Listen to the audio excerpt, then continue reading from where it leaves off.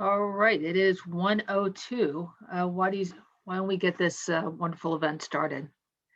Well, good afternoon, everyone. My name is Orly Burlov. I'm with Prevail, and there are two things I am passionate about. One is wine, and almost as inebriating as cybersecurity. And that is what we're here to talk about. We are living in a time of unprecedented attacks on the cybersecurity infrastructure and the defense industrial base. We all know that if the defense industrial base is compromised, we have no security in our nation. So CMMC was designed to improve cybersecurity of the defense industrial base, and we can agree that that's a good thing. And without CMMC, there is no security. So we face a conundrum. We need cybersecurity to defend the defense industrial base, but cost is a significant issue. And the challenge is real for many small defense companies. How do we navigate these two compliance mandates? To answer these questions and provide perspectives on how small and medium defense companies can meet their CMMC mandates and manage costs, we have two excellent panelists today. We have Sanjeev Verma, co-founder of Prevail, and my colleague, and Scott Singer, president of CyberNINES. Sanjeev, why don't you introduce yourself, please? Well, good afternoon, Orly, and good afternoon, everybody. Thank you for joining us. My name is Sanjeev Verma. I'm chairman and co-founder of Prevail. We are an end-to-end encrypted email and file sharing system for complying with NIST, ITAR, and CMMC, so you can store and share COI with us. And our objective with this company is threefold. One is state-of-the-art security, bar none, but equally importantly, making it affordable for businesses and simplifying the deployment of these systems. So here to talk a little bit about that. And so thank you for hosting us here, Orly. And Scott Singer recently testified before Congress, the House of Representatives, on this topic of cost consciousness and the ability of the DIBs to afford CMMC. Scott, can you please introduce yourself before we jump into your testimony? Great, thanks. Thanks for having me, appreciate it. We are a partner with Prevail and enjoyed working with them so far. I come from a 30-year career with the military, and so, protecting the defense industrial base is, just near and dear to my heart. I think it's critical for our country's well-being. And I also spent, the last bunch of years working with FEMA too. So, on the critical infrastructure side. So lately, we started my own company called CyberNINES, where our focus really is on protecting the defense industrial base. And I guess that's probably enough of an intro for me at this time. All right, and so this is going to be a real treat and a great opportunity to learn a lot about CMMC and cost effectiveness. So Scott, let's start with you. You had a great opportunity to present in front of the House of Representatives these issues which many of the small businesses, small defense companies are facing. How did you characterize the conundrum which we just described when you spoke to the House of Congress, to the Houses in Congress? Sure. It was definitely an interesting experience speaking before Congress. I'd never done it before, spoken in front of a lot of admirals and thought I, could kind of deal with, getting beat up by the admirals, but Congress was a whole different kind of perspective.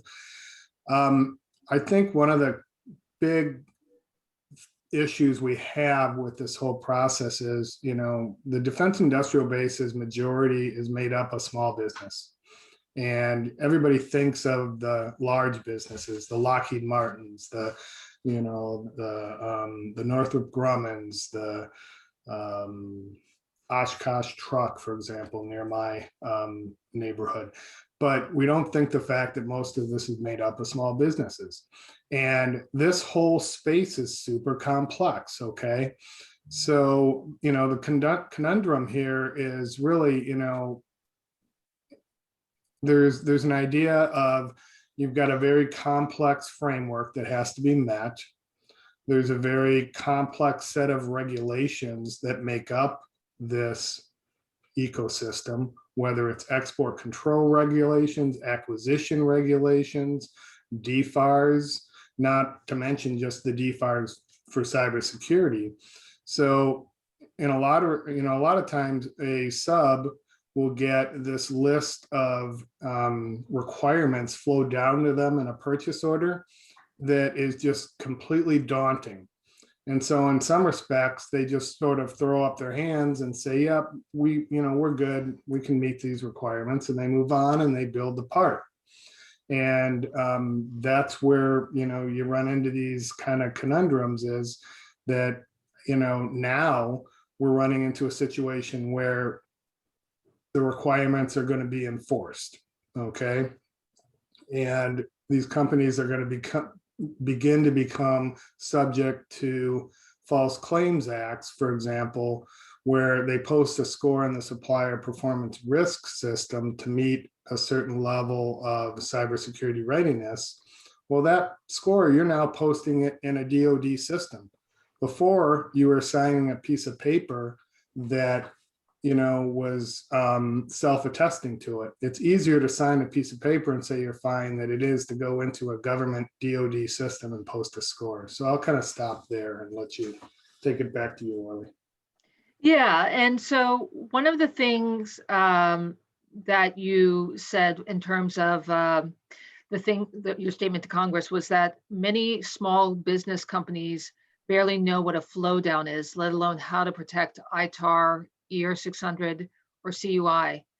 Can you expand on this and perhaps explain what level of technology these companies have embraced? Yeah, what I'll do is I'll actually tell a story, because I kind of hit on a couple of those items in my comments I just made earlier. But I'll tell you a story. So a few weeks ago, I actually did an assessment with a small company in Minnesota, 6 people. Okay, so it's a 6-person company. They're doing really good work for the DoD. And however, they don't have an IT department. They don't have a purchasing department. Okay, they definitely don't have a regulatory or compliance department. Again, it's 6 people, right? So how do they go about trying to navigate all of these requirements they have to meet, right? And so, there comes into play is how do we need to help make these small businesses, find a way to make them compliant, or we're going to lose them, and we're going to lose really important, manufacturing base for the DoD if we don't find a way to get them compliant. And so what was Congress's reaction to your statements? So, believe it or not, they did find a way to even make an issue like this somewhat partisan. It wasn't too bad, but overall, I think it was well received, in that they understand that there is a large cost impact to these small businesses, because again, they think the DoD perceived them to be at one point of readiness because this plan's been in place for a number of years, but in reality, they're not at that point. So the actual cost is going to be a lot higher for these small businesses than was estimated by the DoD. And so that was part of the message I was trying to get at, relay to Congress, that the reality is that we're further away right now than what they believe we are. And that's going to create a lot more cost with this condensed schedule for them. And so, I was, looking for ways and we'll talk about that a little later, so I won't get into the specific suggestions there. But, how do we make this affordable for them in some way? How do we make it easier? I think the message was accepted. There, one faction in the Congress kind of looked at this as, we need to relax the requirements. And Another faction was more like understanding that the costs are high and we need to do something about that. But I believe there was nobody there that said we need to throw out, the baby with the bathwater kind of a And that's state. an important point, right? They're not saying CMMC needs to go away. They're saying we recognize the importance of CMMC. Correct. Yeah. So there's a lot more we can talk about, Scott, and it's a fascinating talk that you gave to Congress. I read the testimony, but let me turn to my colleague Sanjeev. And Sanjeev, Scott has just laid out and started painting a picture of what the challenge is to a lot of these small companies. How do you understand this challenge facing the DIB and its importance of resolving it? Well, I think first and foremost, we should be clear why it's important to find a solution to this. Look, this year we have had a few watershed events. The first watershed event was the SolarWinds breach, in which the United States Department of Homeland Security, Treasury, and many other departments were simply breached by an adversary. And when I say simply, I mean it was a complex event, but got to the top levels, including the secretaries of several of these departments. And this is a shot that was heard around the world and was heard by Congress, that if the United States Department of Homeland Security and others can be breached, what awaits the defense industrial base? And we have recognized, as Scott had mentioned, that the vast majority of the defense industrial base is made up of small to medium businesses. The second attack that took place was on Microsoft Exchange servers, 30,000 organizations down, full admin privileges and emails breached on these Exchange servers. So you can basically put one and one together and understand that, if adversaries have a shortcut into getting into the defense industrial base, in essence, the fundamental infrastructure that is supporting the warfighter, if it is compromised, there is no national security and there is no defense. And to drive the point home further, we saw an attack on Colonial Pipeline following that, which was again seen and demonstrating that with cyber, the attack can be brought directly to us from a distance. It's no longer our conventional perspective on warfare. So again, as Scott mentioned, we are in an environment where there will be, some bipartisan bickering about, these topics in terms of exactly what Scott mentioned, how far to go, etc. But simply there is no question that the environment today is such that regulation and advanced cybersecurity regulations on the defense industrial base are here to stay. So then the question is, okay, what do we do about it? And again, Scott articulated very accurately that for the vast majority of the SMBs in the defense industrial base, cost and complexity are both issues. They aren't very well versed in what is constituting state-of-the-art cybersecurity, and they aren't very well versed in compliance, etc. But on the other hand, these regulations aren't going away. Simply the environment is such that it's not an option anymore. So how do you deal with it? And I think that we will go into those topics a little bit in detail today.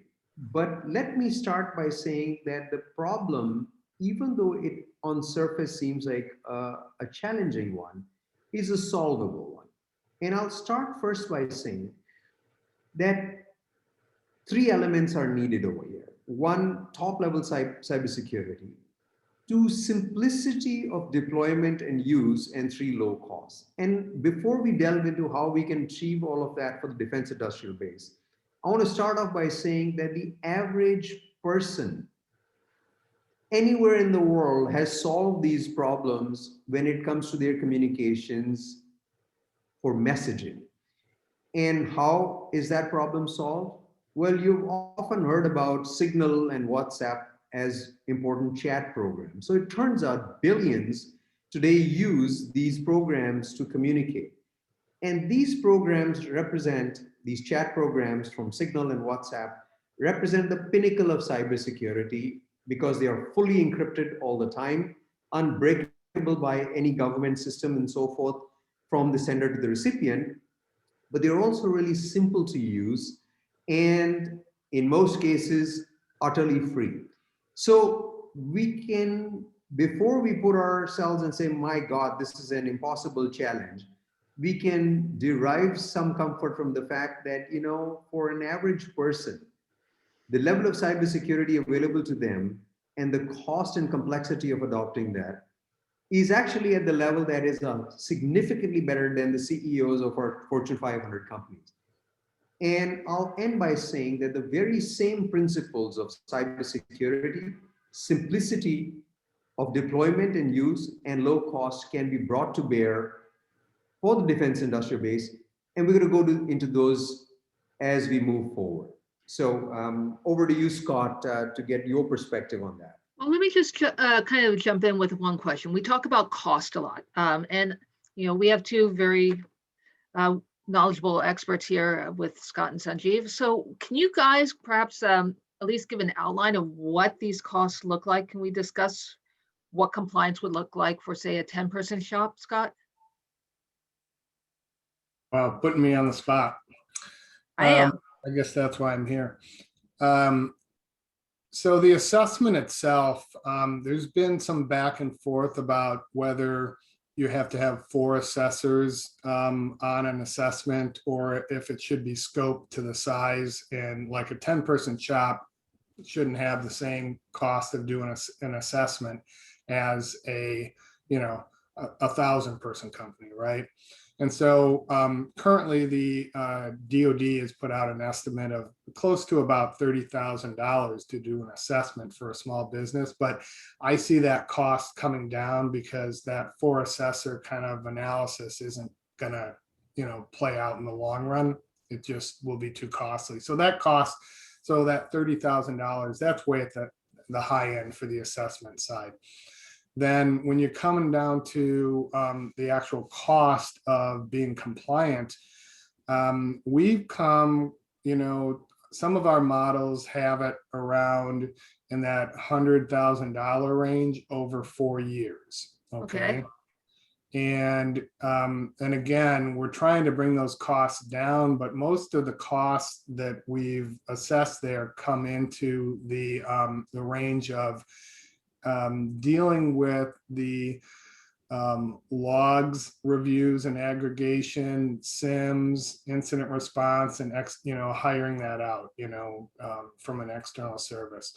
So I also believe that over time, that cost is going to come down too, because of solutions, for example, like a Prevail, and there's going to be other solutions that are going to come to the market from, a SIM kind of space that, the market's going to come down. This is my view. The market's going to play out so that those costs will come down and be more in line with helping these small businesses.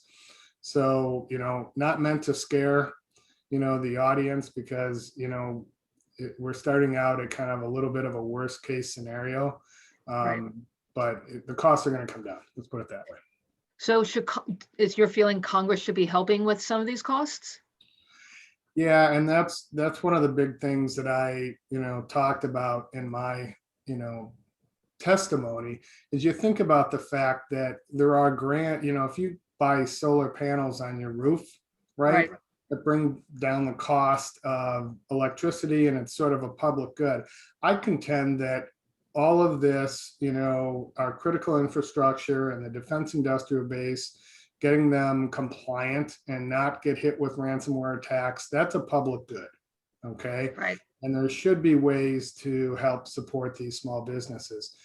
The way the DoD looks at it is that the cost to get compliant is an allowable cost, and thus you can put it into your indirect rates and raise your overall rate that you charge to contracts that are under a prime that are a DoD contract. Okay. The problem falls in when you're way down in the supply chain it's much harder because you're still trying to claw and make money. And so you got to reduce your cost to get the order from the prime, right? And let's say you're a 20% DoD contractor.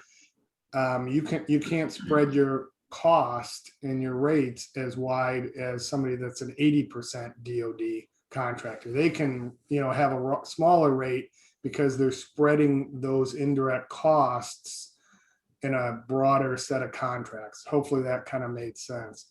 So just the process itself doesn't work.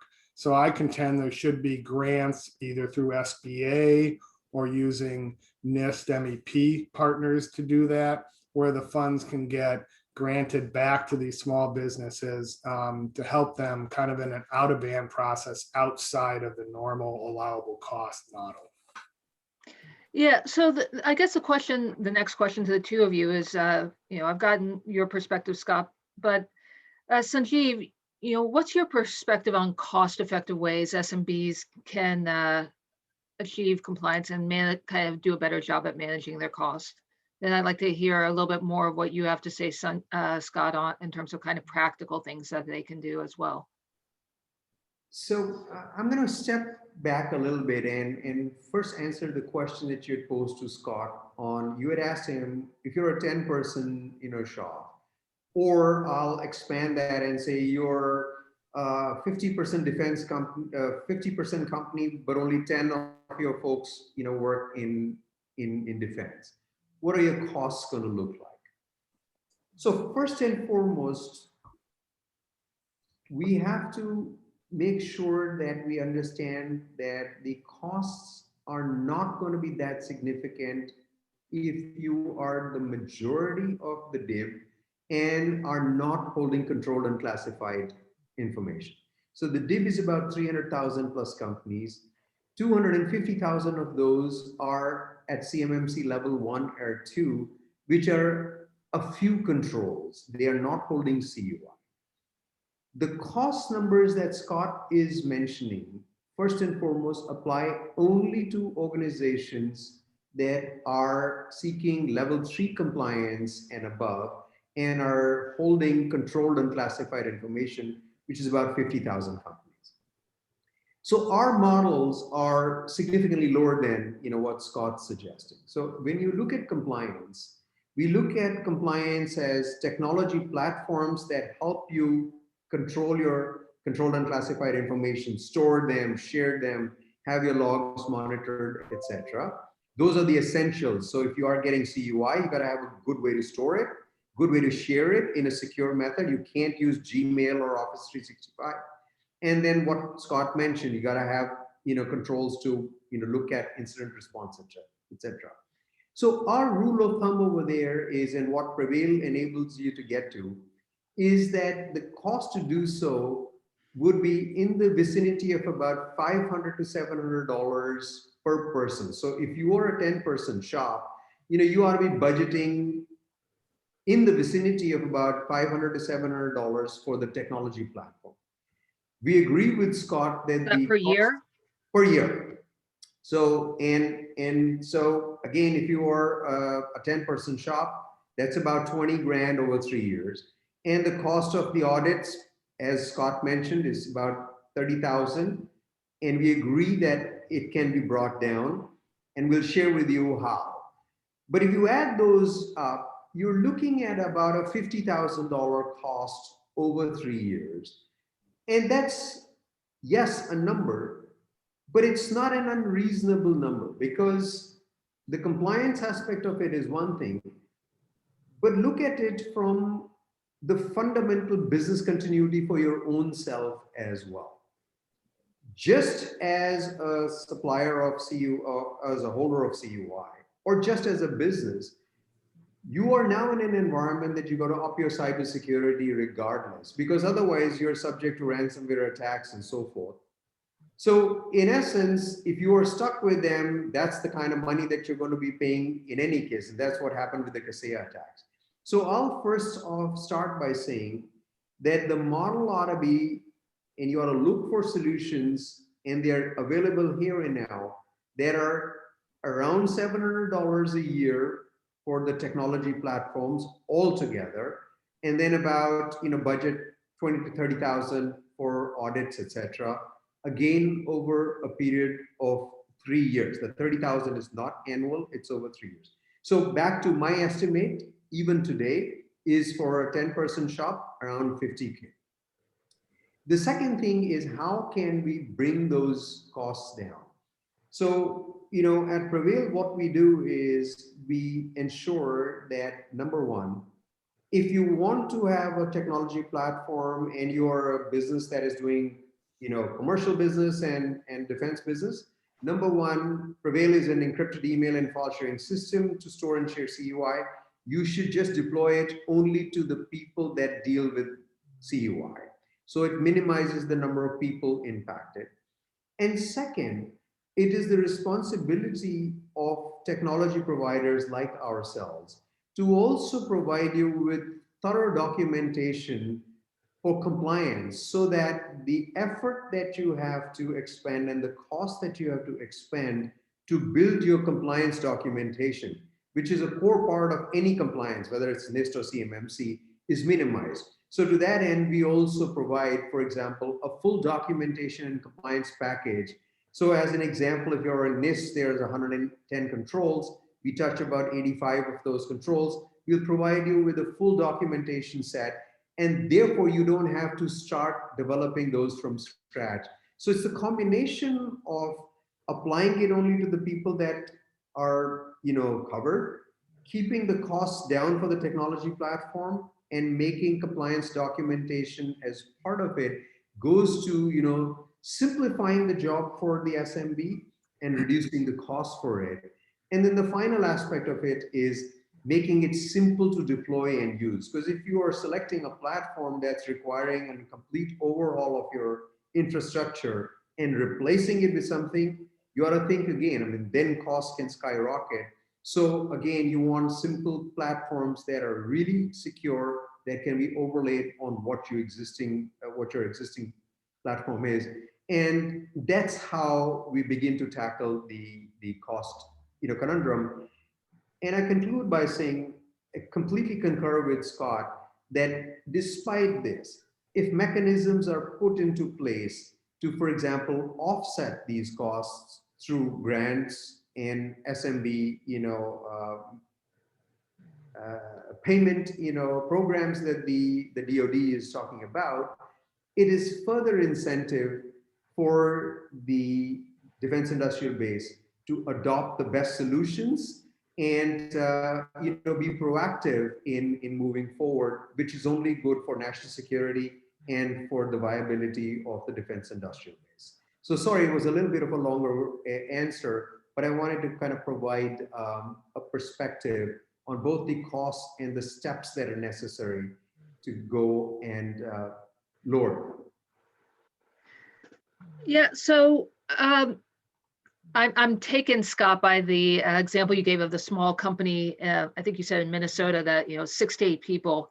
Well, how do you advise them to get started on perhaps lowering their costs, or looking at the challenge in front of them? What would you say to them in terms of lowering their costs? Sure, and I just one comment on Sanjay's point.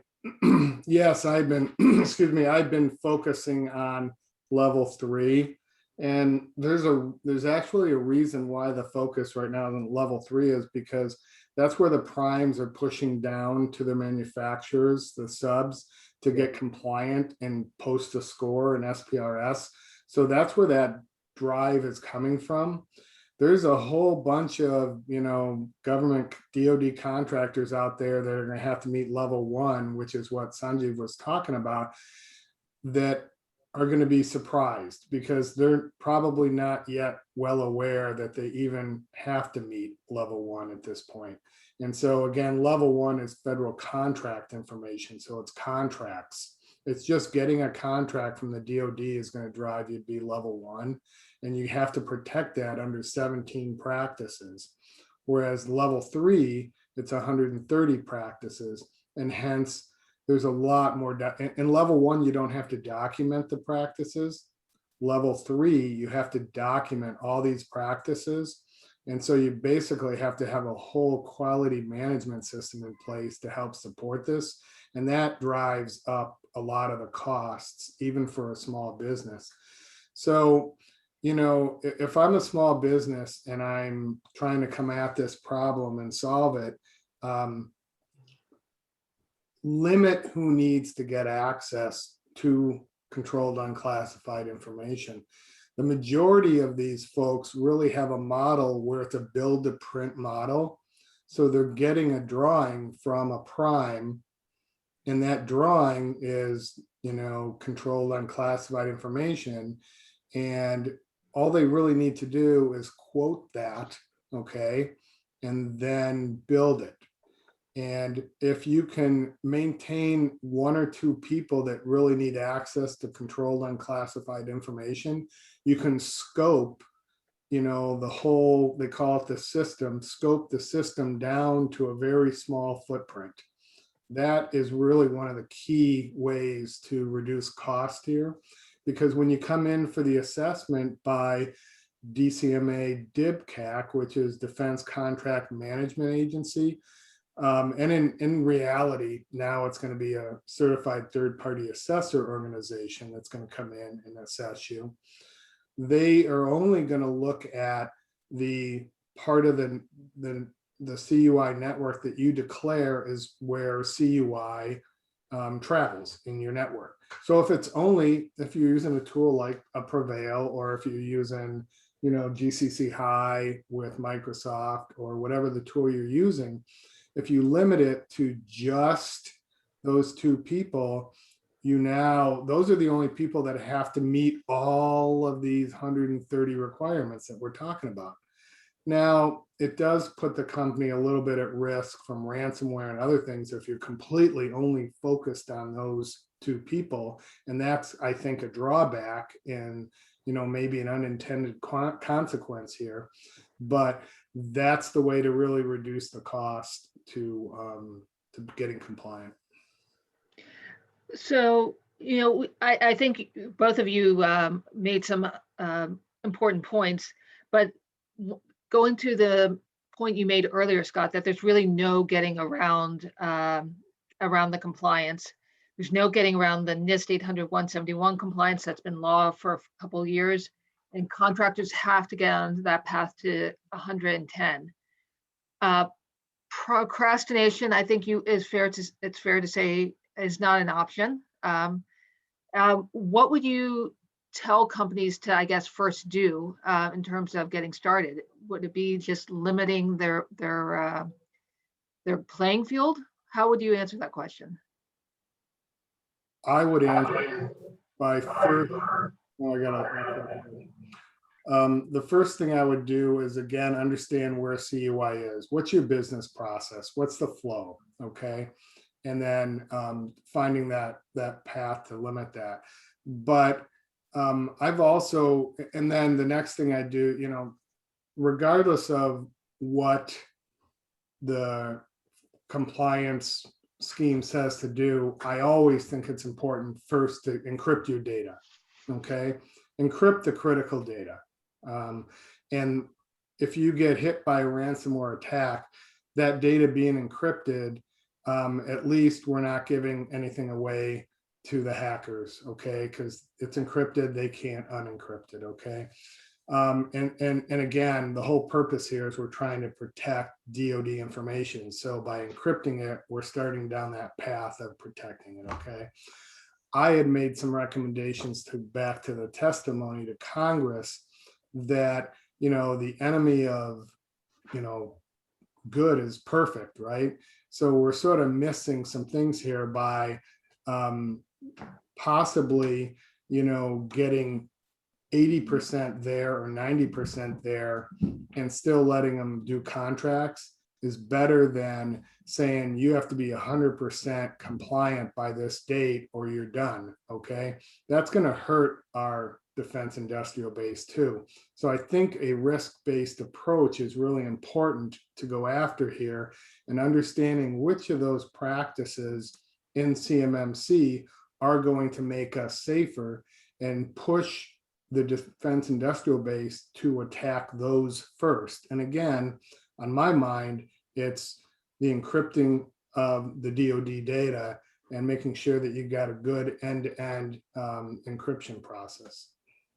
Yeah, Sanjeev, something tells me you have something to add there. Well, I think that, I concur that with Scott. And again, I want to step back and underscore that both Scott and my comments on cost were both at level 3 compliance, which is when you're holding controlled and classified information. So the basis for, putting an effective, cybersecurity program, both for protecting your business and achieving compliance at the same time, is rooted in, as Scott mentioned, strong, encryption. So if you have information that is encrypted from the sender to the recipient and is always encrypted on servers, then in essence, any attack on servers is useless. These are sort of zero trust systems. So I would start a compliance program by first and foremost focusing on the 110 controls that are the core of NIST 800. Every single defense contractor has to report their score based on these.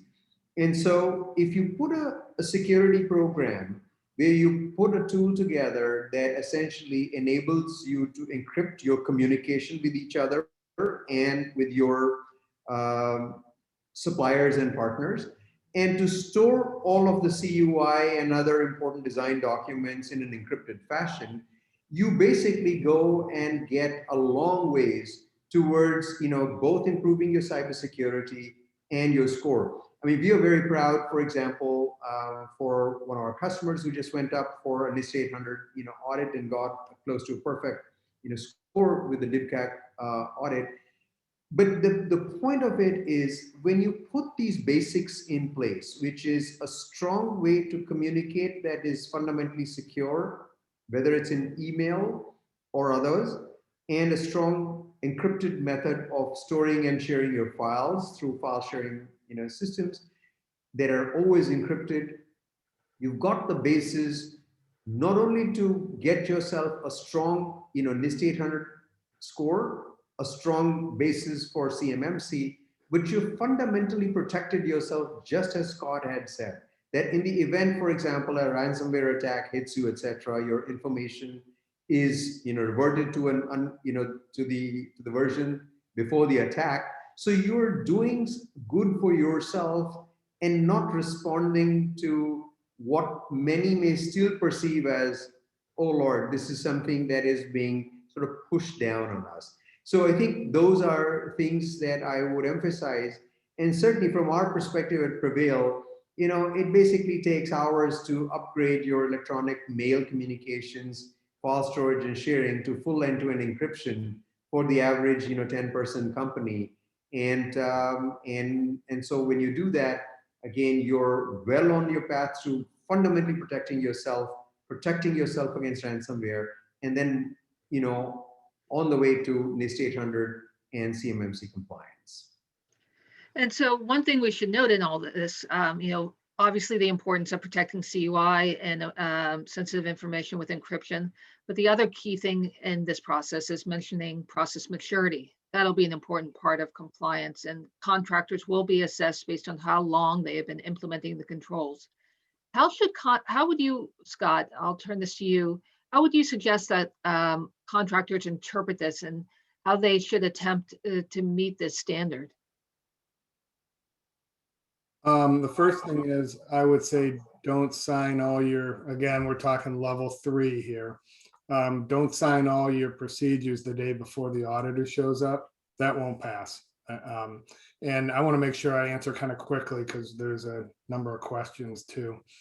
But you need to have the program in place. And unfortunately, there is not guidance that says that you need to show 1 month, 2 months, or 3 months of artifacts or objective evidence to pass, an assessment. That isn't in place yet. But you do need to show that you're doing it. Okay. And for me, I guess when I look at it, I'm myself going through this process and I'm thinking I want to have 3 months of documented evidence that we're following the process before I get assessed. Sanjeev, do you have anything to add to that? Well, I mean, so I would simply reiterate that CMMC, the M in CMMC is maturity. And what the CMMC requires is for you to demonstrate that you are living by the advanced security tools and procedures that constitute CMMC. So as Scott mentioned, it's not an exam that you can say, well, I have a CMM, I'm going for a contract, it's got a CMMC or NIST 800 clause in it. Let me go and put something together, cram the night before, and tomorrow I should be ready for an audit. You cannot pass the audit because you have to demonstrate that you've been doing these for several months. And Scott's perspective of demonstrating that you've been living by those practices, using the better secure tools for about 3 months prior to your audit is what is the best that we know of. So it's in essence saying that if you're an organization, procrastination in this particular case is not a friend for you. And so whether you want to start right now or a little bit later, the time to contemplate moving is now. Many will think that, oh, it's like the times before these programs come, there'll be delays in these things and I can skate by. And I think this time it's different. It's different because, again, of what we spoke about in the environment. There is absolutely no appetite. There may be delays, small delays here and there. That's inevitable. But at the end, these programs are here to stay. And so both for your own business's security and for your competitiveness, it's better to get started.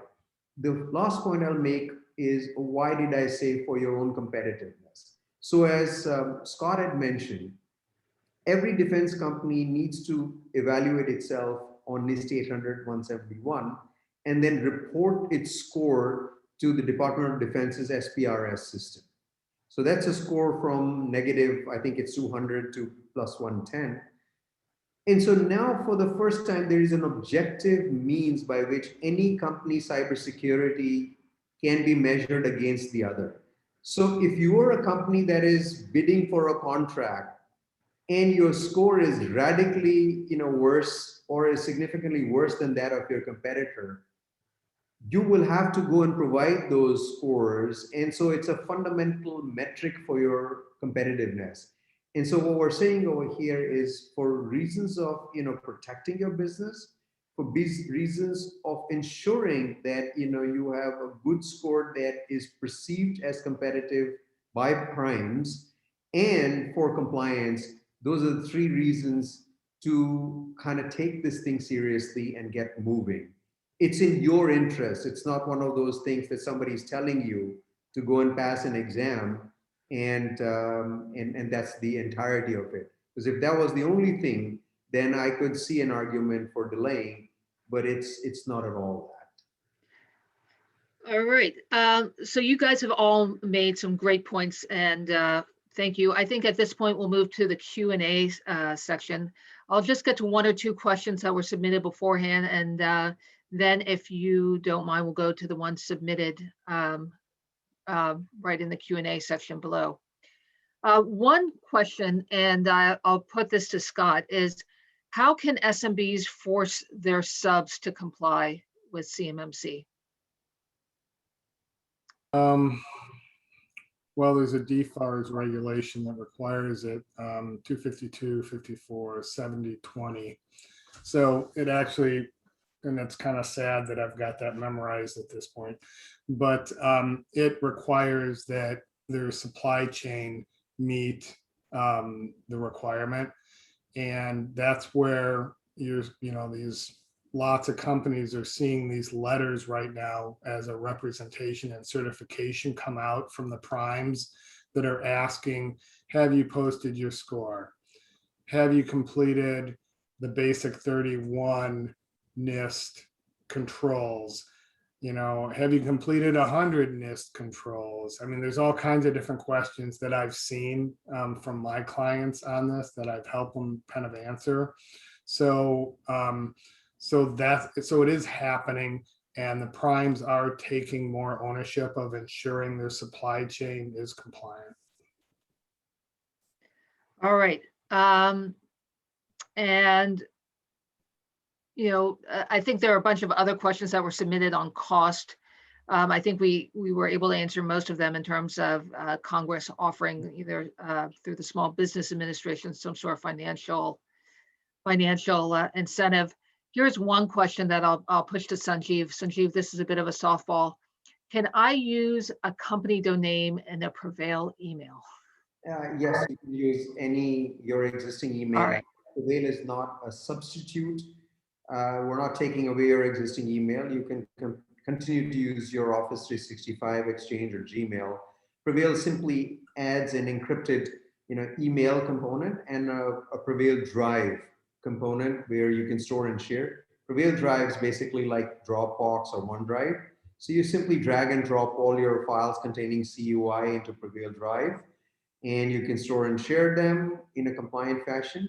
And with email, you use your existing email address, whatever it is, and you can communicate with others in an encrypted fashion, and that puts you in good stead towards achieving both NIST and CMMC compliance. But also, if you are communicating ITAR data, Prevail is an end-to-end encrypted system, and therefore allows, if you want to send ITAR over email or share it over Prevail Drive, you can do so, again, with your existing email address. All right, I'm going to read the next question. I'm going to see if, I'm not sure who this applies to. It says there are 3 areas to consider for the cost of CMMC. 1, the technical implementation of controls. 2, documentation of implementation. And 3, the assessment, the hiring of a C3PAO. If you hire a consultant to provide a readiness review, that is an additional cost. I guess this is for Scott. Is that, and Sanjeev, is that kind of the way you would consider it as well? It sounds pretty much like what Sanjeev. I agree. I think that the fundamentals are as follows. Again, if you are a company, and I am presuming over here that I'm speaking to companies that are absolutely coming at it cold. So I'm speaking to companies at level 3, not at level 1 or 2. So you need a system to store and share your CUI. And the systems that you have in place are basic Office 365 or G Suite or Exchange.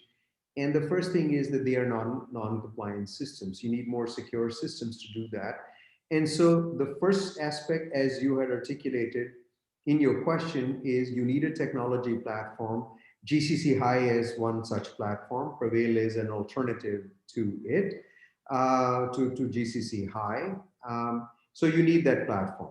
The second, you need to develop policies and procedures and document them in what's called a system security plan. So the core of compliance starts with developing a system security plan, and you can think of it as a plan that lists all the controls. So if it's NIST 800, it's 110 controls. Imagine a spreadsheet or a program that has them. There's 110 controls. And then you document, this is how I meet those controls. And for CMMC, there'll be 130. So the second aspect of it is compliance documentation preparation.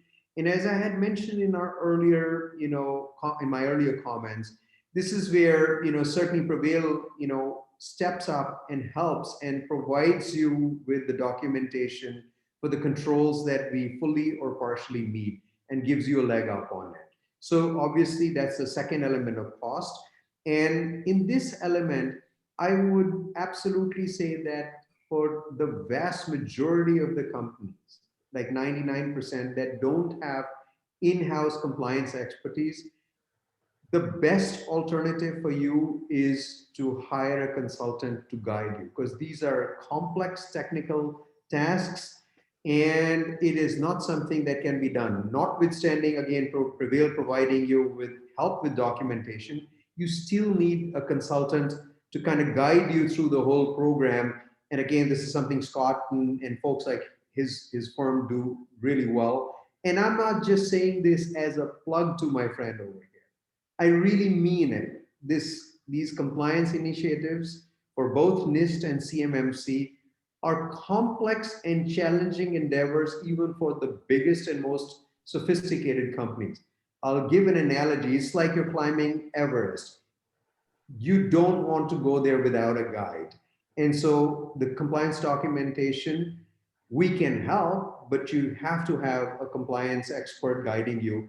And then the final step is relatively straightforward, where when your compliance guide says, look, I'm satisfied that you have the technology and the documentation in place to meet an audit, then you simply go and reach out to an auditor, which could be a C3PAO, and you hire them, and then they conduct the audit. So those are the three, elements. And again, when we were talking about cost, we were basically, measuring out these elements as well. So over to you, Scott, for your perspective on this. I actually have a question here that is burning. It's saying, Scott, I need you to answer this. It says, what is the value of objective measurement, and can everyone see the NIST 800 scores reported to the DoD? So to answer the last part, no, not every, only the DoD and the assessors from DIBCAC, DCMA can see a score. Okay. No, the primes can't see a score. Your competitors can't see your score. So nobody can see your score. There is a draft DFAR that's in the process right now where they're looking at how are you going to use those scores in assessing risk in a DIB supply chain, but that's not out yet. So those scores, you put them in there today, they are not really looked at unless, for example, I would recommend if you're doing your own assessment, don't put in a score of 110. That's the highest score you can get, because I have heard of some companies that have all of a sudden got a audit coming from the DoD because they don't believe you have 110 points. Okay, so it's really important to show progression. So you once a quarter go in, complete some items in controls and practices, and change your score. So as far as objective evidence, I don't know exactly how to answer that question because I don't know that it's directly related to the score. I mean, if we're talking about evidence to proving that you're meeting a certain control, that's a requirement. But you only post a score. You don't post a system security plan. You don't post a plan of actions and milestones. You're just posting the score, and nobody can see the score. But I would say, Scott, that you're absolutely correct that nobody can see the score because you're reporting it to the SPRS system, and you're absolutely right that the Department of Defense is the only entity. But it is absolutely well within the right of a defense contractor to ask you, what is your SPRS score? Happens all the time. If I refuse to answer you, it's not going to go anywhere. Any company that is working with primes has to answer a security maturity questionnaire today. What is different now is that earlier they would ask, do you do this thing or that thing and this and that? But there was no objective means for them to kind of correlate into a score. They would make their own assessment as to where you stand. But given the DoD's requirement now that you objectively measure yourself on NIST 800, compile your score and report it to SPRS, any defense contractor is going to ask as their very first question, what is your SPRS score? And so therefore, it's a complete game changer right now. And you have to report that. You can say, I'm not going to tell you that, but it's not going to go fly and make life. Just let me jump in, Saji. we are seeing that, so you're not incorrect in what you're saying, but this is a recent phenomena that the primes are asking their supply chain for their scores now. We've been counseling people to give those scores not in an email or use an encrypted email to send them the score, okay? Because the score is sensitive, right? The score tells you where you're at and whether you're a good target for a bad actor. So it's sensitive information, but yeah, you're right. It's starting to see that kind of like they're starting to worry about their supply chain and the DoD putting more pressure on them to have a solid cybersecurity, compliant supply chain. Yeah, and I think it's just almost common sense. And the thing that changed was that there is now the same rules applying by default to every defense company. Imagine, so if you were, for example, a consumer, and there was a score by which banks had determined what their cybersecurity capabilities are to protect your money, and you were asked, if there was such a thing which was the same for every bank, you'd ask them, how good are you to, to determine whether your money is safe or not. And so what's happened, which is a game changer, is just the fact that every single defense company now has that score. They report it to the DoD, but the same score is going to be asked for, just as you mentioned, Scott, by primes and others. And that's really one of the reasons why, as a competitive element, you ought to take this thing seriously. Because in the past, you could just answer a questionnaire and leave it as an exercise to the reader to determine whether they felt you were secure or not. But now you can see, I am company A, my score is, negative 103, and I'm company B, I am plus 50. Just ask yourself the question, if you saw those two scores, what would you do? Right. So I realize we're just about at time now. It's just about 2 o'clock here on the East Coast. And we've had a pretty in-depth discussion with some wonderful panelists. I don't know if you want to just have any closing words. I'll start with Scott and then turn it over to you, Sanjeev. I guess my comment would be that whatever you do, get started now. It's a long journey, and it might look like it's 4 years away before you have to meet CMMC or even get assessed to level 1 to meet those 17 practices. But it's a journey to get there, and there's a lot of work to get done. And so that would be my biggest point here, and understand that also things are changing. The DoD is doing a review right now of the whole process, and so there could be more changes coming down the road. But I'm pretty tuned into what's going on as being very involved in the C3PAO community and with CMMC. I don't see it changing fundamentally. We're still going to have to be compliant. There just may be some, different paths to get there. I'll just conclude by, first of all, thanking you, Scott, for joining us, and for the audience over here, at Prevail. Should you embark on your journey, either for NIST or CMMC or ITAR, what we bring to the table is, bar none, the highest level of security in terms of end-to-end encryption.